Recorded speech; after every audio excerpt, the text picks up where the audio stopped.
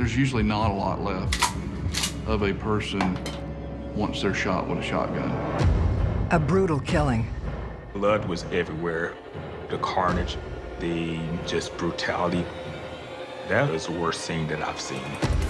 A dark mystery with multiple suspects. And this case had all the classic elements of sex, money, and even drugs. That was the killer calling and telling them that the job is done. He needed to go in there and eliminate these problems in his life so he could have what he always wanted. I can protect you, you tell me the truth. I would not lie to you about a murder. The truth will be revealed. She knew that she was playing with fire. That's when the fuse was lit. Every day in North America, dozens of people are murdered. The key to solving the toughest of these homicides lies in the final 24 hours of the victim's life. To crack the case, detectives must reconstruct that critical timeline. The minutes and hours containing evidence that can help unlock the mystery and catch the killer.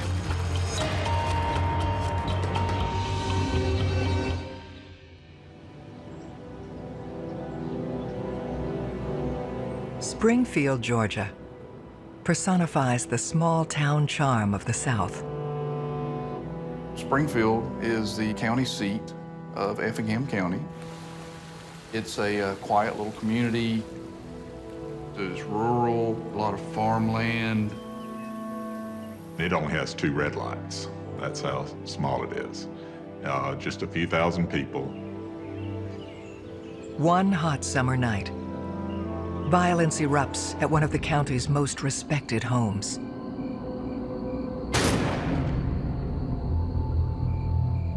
In the early morning hours, Effingham Dispatch received a call from a female. 911. Help, please. Can I help you? What's wrong? Gun shot. You're shot. Yes, How did you get shot, ma'am? I don't know. It was difficult to make out what she was trying to tell them, but they did pick out a couple of words. Husband shot too. Your husband shot too? Yes, Who else is in the house with you? son. Your son? Yes, Did he get shot too, or you don't know? I don't know. Do you know who shot you? No.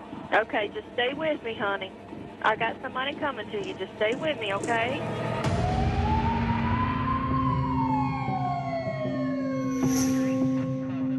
Upon arrival, deputies locate 58-year-old Linda Height. When the first responders arrived, they could not believe Linda was even alive. She had taken a shirt and wrapped it around her lower jaw to help stem the flow of blood. The emergency medical services, they arrived on scene and transported her to a local hospital to immediately get her help. The other 2 individuals in the house, one was Linda's husband, Philip, and her son, Kerry. Both of them had sustained gunshot wounds to the head.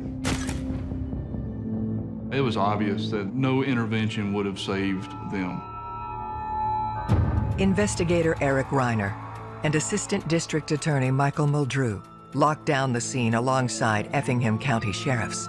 We knew that this was going to be a very difficult case, that it is going to take tremendous man-hours.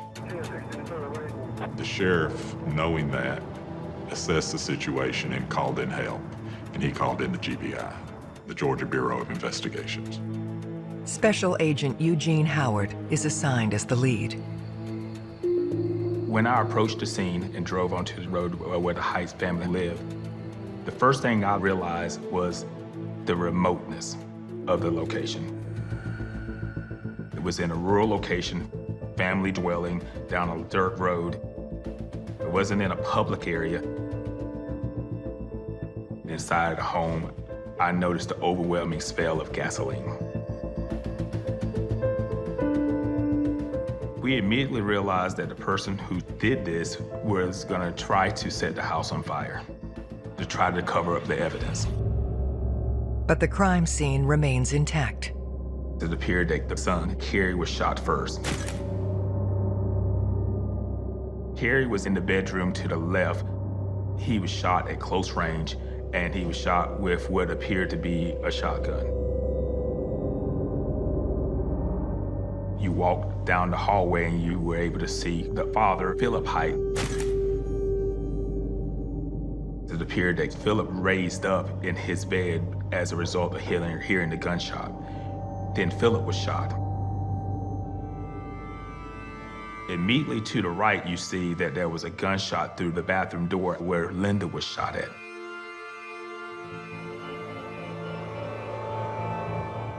Shotguns are destructive.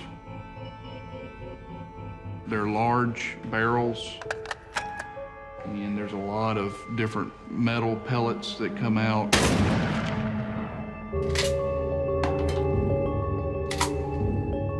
There's usually not a lot left of a person once they're shot with a shotgun. Blood was everywhere. That's, as of today, was the worst scene that I've seen.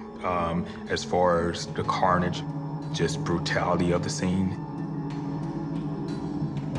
and the sheer will for Linda to live. We wish we could have talked to her, but at that time she was in major surgery in an attempt to save her life. To find the person who killed Philip Height and his son Kerry and left Linda for dead, investigators will need to reconstruct the last hours of the victims' lives.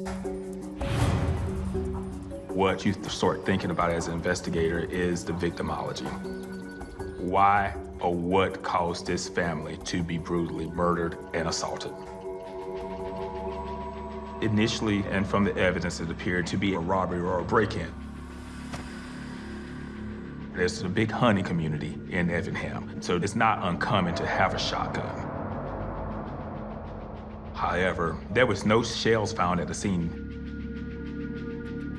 No person who wanted to come in and rob and shoot had a reason to pick up the shotgun shells, especially if they were gonna set the house on fire. This was different than a random burglary. There was nothing taken from the house. Stuff is still there, it's cash. There were wallets, there was jewelry, there was money and money clips. Truly nothing had been disturbed.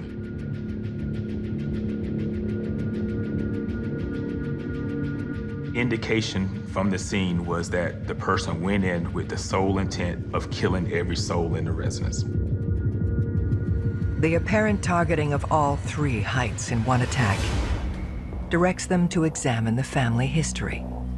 Their family's been in this county since its foundation. Philip Height was well known, extremely well respected. He was connected with a lot of the movers and shakers in South Georgia, and if you wanted to get a real estate deal done, you went to Philip Height. Philip was the breadwinner. Linda was the homekeeper. She took care of the kids and was the traditional Southern belle and the matriarch. They had 3 sons, Kerry Height, the youngest, Chris Height, the middle child, and Craig Height, the oldest. Kerry was his daddy's shadow, and he actually worked with him every day in their development company. In a lot of ways, there were 2 peas in a pod. Kerry was also married to his high school sweetheart, Robin, with whom he had a boy and 2 girls. They went to notify Robin at her home. They find her there with her children. She was told about the murders. She was distraught. Robin tells police Kerry went to his parents' house at approximately 4 p.m. the previous day and had called to say goodnight to the kids at 8:30. The Heights held family higher than anything else. It was beyond devastating. There's a lot of emotion in all of this, but your job is to solve the murder. Very difficult questions have to be asked. That's your job. It's not like you like to do it. You have to do it. She stated that she didn't have any idea who could have done this. Then she asked, had anyone talked to her brother-in-law yet? Referring to Craig. Police locate Philip and Linda's eldest son. Craig was actually living in a friend's hunting cabin, which was several miles away. When we arrived, Craig was upset, just dismay, grief. He gave a statement. He said he had been at the hunting cabin and that he had gone there earlier in the evening and he had been there all night and that he had not found out about the murders until he was called well on up in the morning. Investigators get their first real lead. We found out that Philip's business was in dire straits. He was struggling at that point. Due to the downturn in the economy, a lot of real estate deals were going bust. There were foreclosures left and right. Billions, if not trillions of dollars was lost in the 2008 financial crisis. Millionaires reduced to paupers. And that leads to a number of people having motive to commit murder. One of the investigative tracks that would have had to have been investigated was whether money was owed to clients in the business that the father and the son ran. They might appear successful from the outside, but as in many instances, looks can be deceiving.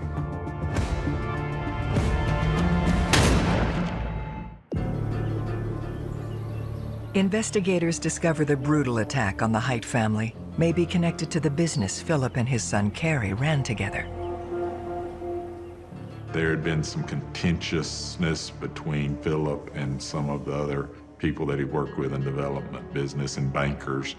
And we thought that somebody did this to get back at him somehow. You must investigate creditors or persons that were involved in the business. Is it 10, 20, $30 million at stake? People will do anything for money. As they start their inquiry, they receive a tip. This lady in Effingham County received a phone call, and she tells the sheriff that she had received it approximately the same time that she thought that the Height murders were being carried out. She could hardly hear them, but she could hear them say, "The deed is done." This happened that night, and that's what made the person who received the call think, hey, this might have something to do with the case. You cannot discount anything at that point. A lot of times, the leads that we get from the community actually result in some good information. So the first thing you do is you get phone records. We interviewed a lot of people that had conducted business with Philip. We searched his real estate business. We toted out boxes of records, searched through all those records.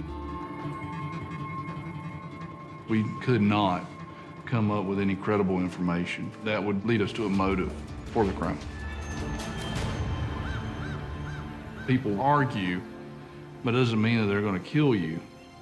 Maybe he did have an exchange of words, but that was not a viable motive for murder.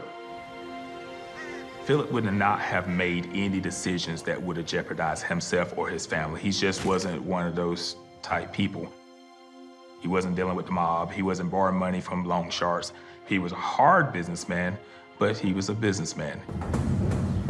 Police pore over phone records, finally locating their mystery caller. It was just a random telephone call in the middle of the night for someone that was doing some repair work at a restaurant. That person called and said, hey, the job is done, and they called the wrong number. It just proved to be just a random telephone call, but it had to be investigated. They turned their focus to the middle son. Chris was a successful builder and lived close by Linda and Philip and was a real integral part of the family. He was devastated beyond belief. Chris tells investigators he was at his parents' house at 4 p.m. when Carrie first arrived. Chris was in a hurry to get home, feed his children, bathe his children, get ready for their school the next day. He reported that he was home with his wife that entire night, which was confirmed by his wife. But Chris does have an idea about where they should go next. Chris mentioned his father saying to him that he reported something to the local law enforcement. There was a meth addict down the road that was manufacturing methamphetamine. Philip called law enforcement and said, hey, you know, this guy is selling meth in our neck of the woods. He actually went to prison for that. They thought that maybe this particular person had something to do with the death of Philip and Carrie Height. Police learned the man, Peter Hoffman, served close to 3 years for possessing and manufacturing methamphetamine. Crystal meth is a huge problem in the southern United States. And people who have a drug trafficking network will do anything to keep that network. And if you're a crystal meth dealer, you're a bad person, capable of terrible acts. And if you go to jail because somebody ratted you out, and you sit in jail and you stew and stew, in this case, it's entirely plausible that the father had a target on his back. They determine Hoffman lives just over a mile from the Height home. You know, you have to track this down. You can collect all this evidence, but until you confront that person, you don't really know how it fits together. You knock on the door, you talk to the guy, and you do an interview. Hoffman claims he was nowhere near the Height house that evening. We've all done this for many years, so we get a feeling on whether or not someone is being honest. You know, you can tell if something's off. You speak with them and question them about the evidence that you've collected, and you look at the reaction, and it kind of helps you synthesize this evidence and see if it's actually something that you can use that points to the guilt or innocence of the person. And in that particular case, did not pan out. It was a very tantalizing rumor, but there was absolutely no evidence that this guy had any ill will towards the Heights when he got out. Investigators turned back to the scene for more clues. We noticed that there was a key in the door, and it was a true deadbolt, which means it's keyed on both sides. Through the family, they learn of a backup key used only for emergencies. Only a handful of people knew about this secret key that allowed access to the house. It was kept in a utility room off the carport in a special little notch above the door, and it would not be something that even a trained burglar would normally find. When the garage is searched, that key is missing. So we knew that that was the key from the secret hiding place. It would lead me right away as an investigator to believe this was some form of what we'll call an inside job.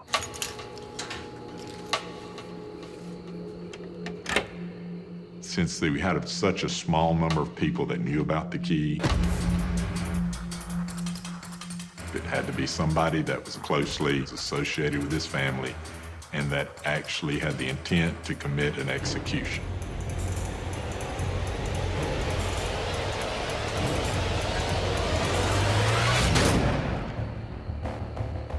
They press the family to identify anyone with knowledge of the key. One name stands out. There was another particular person that came in interest, and that was John Henry, Robin Heist's brother.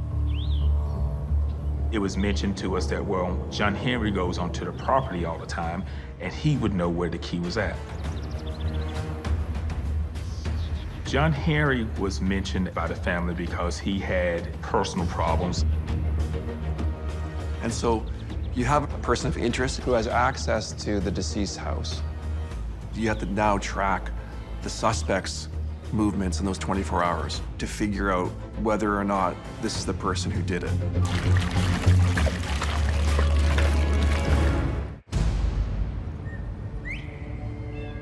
Police have identified family friend John Henry as a person of interest in the Haidt murders.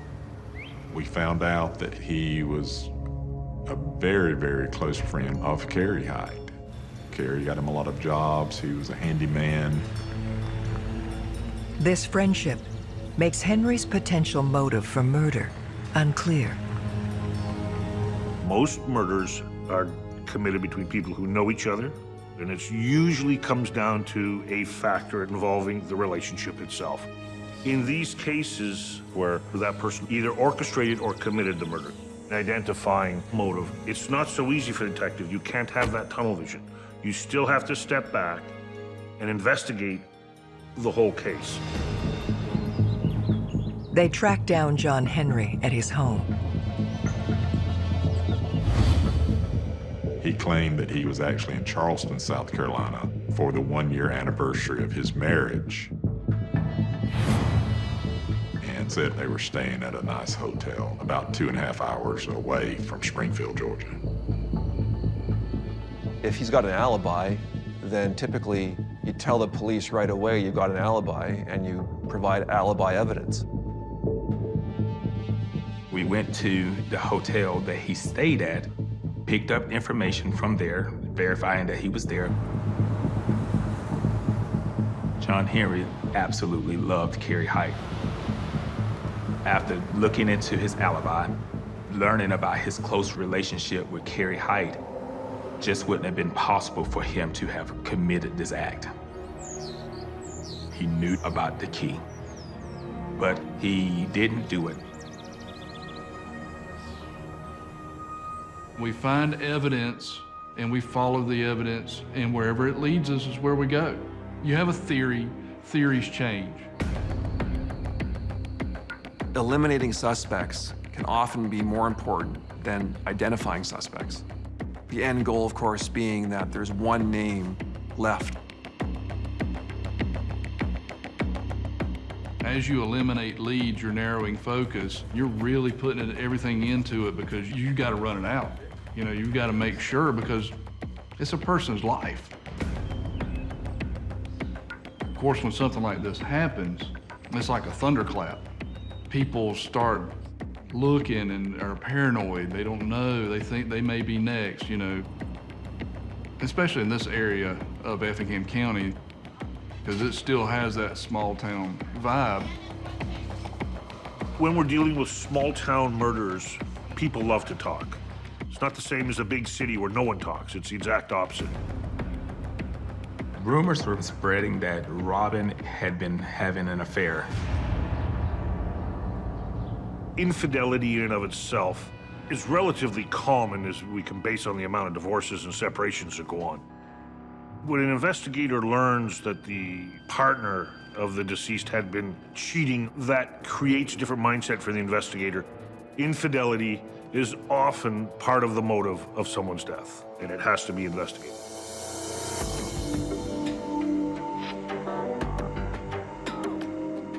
When we contacted Robin Haidt about it, she was forthcoming with the information. She didn't try to hide the fact that there was an affair. She said The affair had been going on for some months. When you start fooling around on your spouse, it's a recipe for disaster, and the chances of it not ending well, vis-a-vis in a murder, are extremely likely. Believing Carey may have been the main target, they need to determine his wife's whereabouts on the night of the crime. Robin Height reported that she was at home all night. There was dozens and dozens of man-hours spent tracking that down and getting cell phone records. Her cell phone was at the house all night long. Robin never left the residence that night. But what detectives soon discover changes everything. She was having an affair with her brother-in-law, Craig.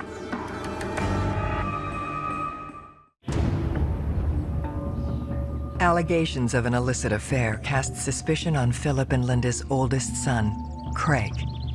We asked Craig about his relationship with Robin Height, and he's completely denied any sexual relationship with his sister-in-law. But we knew he was lying about the affair. That was a very crucial moment in the investigation. He's brought in for further questioning. We did a hard-hitting interview. He lied about the affair even more. So we scheduled him for a polygraph. He started to change his statements. He told us that he did have an affair. If someone is caught in a lie by police, they will often change their story afterwards. They will often backpedal. It shines the light on them because they didn't tell the truth in the first place. Craig's lie opens the door to a shocking suggestion that even for investigators is hard to stomach. People didn't think there was any way he could shoot his mom. Knowing the community, knowing the status of this family, we knew that we were going to have to leave no stone unturned and no questions unanswered.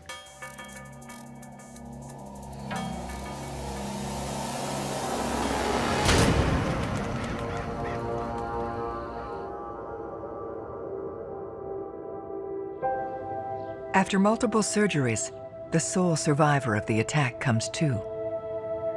The doctors at the hospital could not believe Linda was alive, and everybody just agrees that it's a miracle that she made it. Linda is pressed for details about her attacker, but the impact of her trauma proves too great. She did not know who the person was.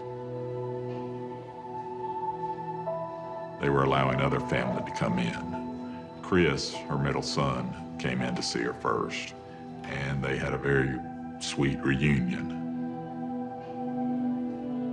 As soon as he left, Craig came in. And everyone noticed that the heart monitor started racing. Blood pressure, heart rate, everything skyrocketed. He was just there a couple of minutes and he left. And then her heart went back to normal. Family members were picking up on the fact that Craig showed visible sickness when he was found out that his mother would make a full recovery. Craig's mother is unable to provide more information, so Special Agent Howard turns to her middle son, Chris, to see what he knows. Chris indicated the family was just learning of the affair. This was just tearing his family apart. For Philip to see the family that he and Linda had nurtured fall apart because of his oldest son's affair with his youngest son's wife, it was beyond devastating. Chris says the conflict had recently come to a breaking point. Craig was told an ultimatum that if he did not leave Robin Height alone, and leave Carrie's family alone, that he would be completely removed from Philip's will. At the same time, Carrie was trying to remove Robin from his will.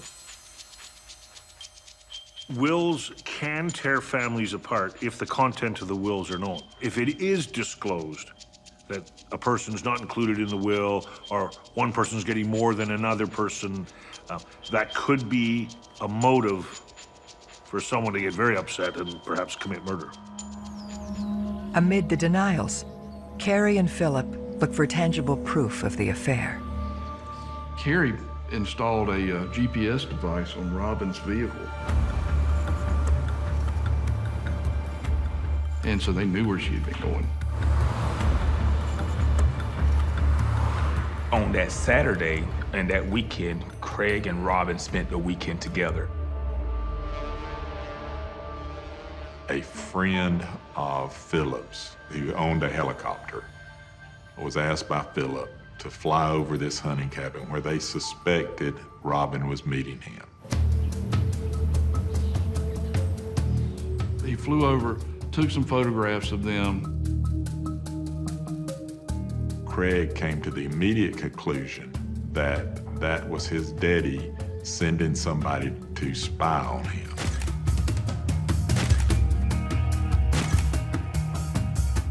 Craig had been confronted by Philip in the past, and he had denied it.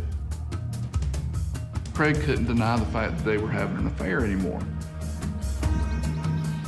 Craig was upset. He knew that everything was coming to an end. The life that Craig wanted was the life that his brother lived. He wanted his brother's life. He wanted his brother's wife. Conflicts between brothers is as old as the Bible. It's as old as mankind. It's as old as history's itself. That Sunday, Carrie confronts his wife, Robin. He says, I'm leaving, I'm filing for a divorce. Carrie decided to go stay at his mother's house, which was the first time he had stayed there since their marriage. When Carrie got there, he actually requested Chris to witness his signing of a new will. Chris told him, I don't have time right now, but we'll do it later. And unfortunately, there was no later. It's compelling circumstantial evidence, but still not enough for an arrest. The picture of the killer was coming into focus.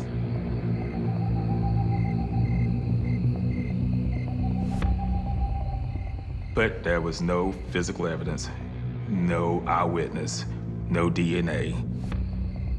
We knew, due to the nature of the crime and the people involved, that we didn't have to not only prove that Craig Hite committed the crime beyond a reasonable doubt, but we also had to prove that no one else committed the crime. That's different from most cases. They need to place the gun in Craig's hands. We determined the shotgun type that he used and the shell that he used would cause a mark, would leave a really big bruise. So they asked Craig, would you mind removing your shirt? And he said that he had an accident getting out of a bathtub the other day, and he got some bruises. He was giving an explanation to a question that nobody was asking. When he pulled the shirt off, there were 2 bruises on this shoulder and 1 bruise on this shoulder. They were consistent with a shotgun being held. It was the moment that I knew without a doubt that Craig Hite was the shooter. Investigators believe Craig Hite had the means and the motive. to commit the brutal assault on his family.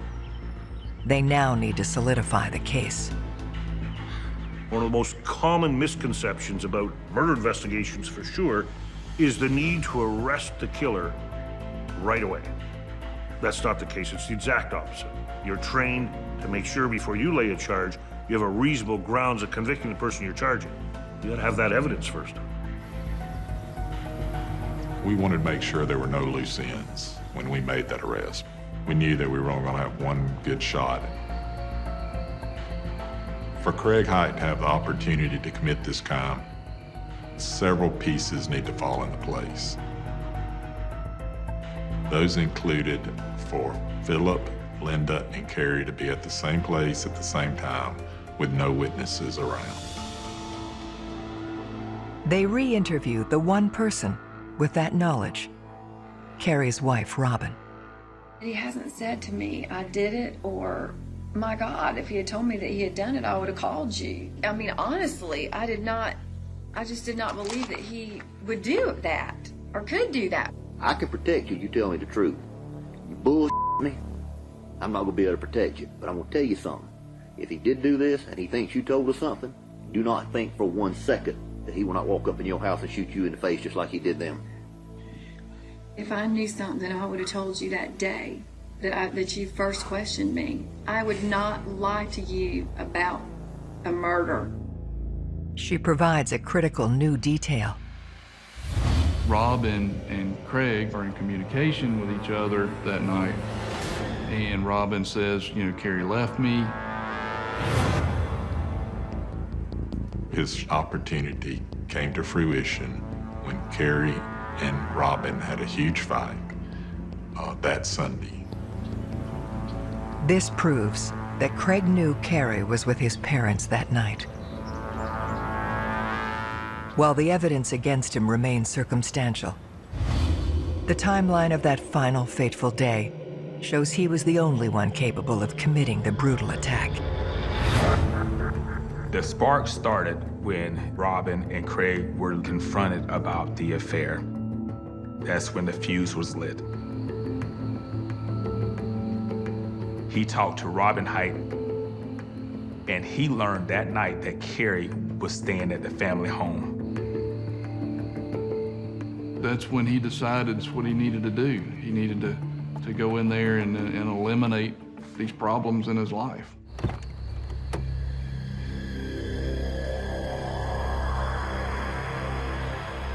He got his shotgun. He goes over to the home.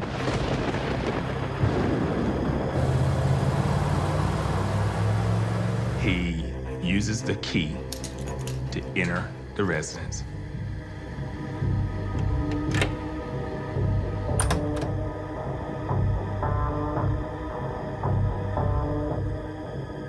He goes in and he shoots Carrie, point blank, and rushes in to shoot Philip, who's awakened by the sound of the shotgun. Linda, thank God, was not in the bedroom and was in the bathroom. He turns and shoots her as she opens the door. At that time, she's knocked out.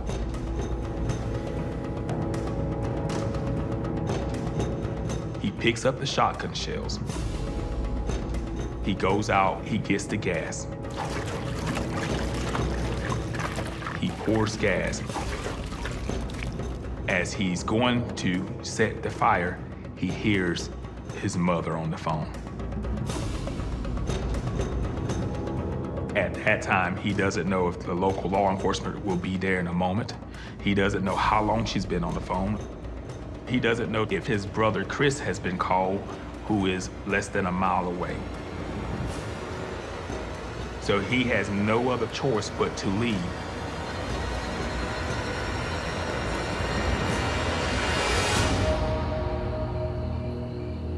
Police are now certain of his guilt, but as they prepare to make the arrest, they make a disturbing discovery. Craig had actually moved into the home of Carrie Height and Robin Height. and began to take over a father figure role. Craig was taking over his brother's life. He was raising his kids, driving his truck, sleeping with his wife. It just was appalling. We received the telephone call that at the end of the school year that Craig and Robin were moving to South Carolina. On May 22, 2009, 9 months after the murders, Craig Height is arrested. I truly believe that Craig is a sociopath. That's the only way somebody could commit the crimes that he committed. When she is informed, Robin has a surprising response. Initially, Robin didn't believe that he was involved. I'm telling you, he is the one. You've seen the warrants that killed your husband, his father, and shot his mother. He just kept saying, I did not do this. I swear to you, I did not do this. And I just believed him. He really had a lot of control over Robin. But after his arrest and he no longer had control, she became more forthright into their relationship and what all had happened. Robin's mindset started changing about his possible involvement. As the trial begins, the family remains divided. There are some members of the family that want to believe that he was not involved. Chris never could reconcile the fact that his brother committed these horrific crimes. I truly believe Linda knows that he committed these crimes, but you have to remember that, I mean, she's still Craig's mother. She lost one son. She was about to lose another one. No mother would ever want to admit that she raised a son that's capable of doing what Craig did.